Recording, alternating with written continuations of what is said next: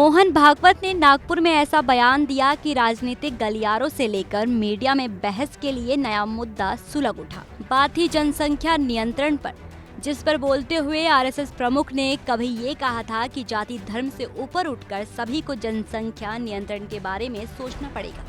तब ओवैसी ने पलटवार करते हुए बोला था कि देश में जनसंख्या नियंत्रण की कोई जरूरत नहीं है, लेकिन अब भागवत भी शायद ओवैसी की भाषा बोलने लगे हैं। तभी जनसंख्या नियंत्रण को लेकर उन्होंने अब एक और बहुत बड़ा बयान दे दिया है। महाराष्ट्र के नागपुर में एक कार्यक्रम में संबोधन के दौरान मोहन भागवत ने कहा कि जनसंख्या में गिरावट चिंता का विषय है।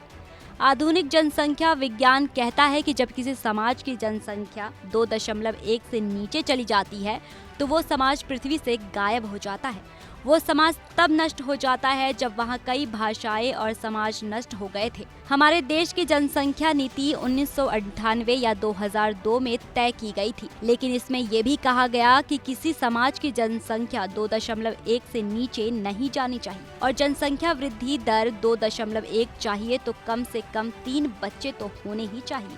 ये संख्या महत्वपूर्ण है क्योंकि समाज को जीवित रहना चाहिए।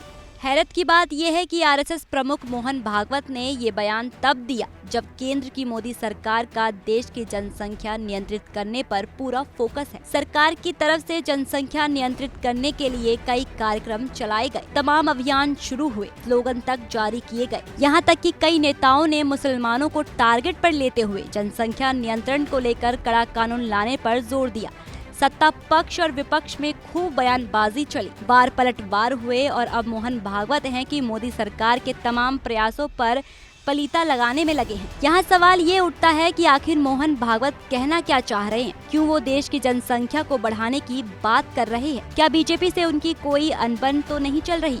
क्योंकि उनके इस चौंकाने वाले बयान से तो बीजेपी वाले नाखुश और विपक्ष खुश हो सकता है।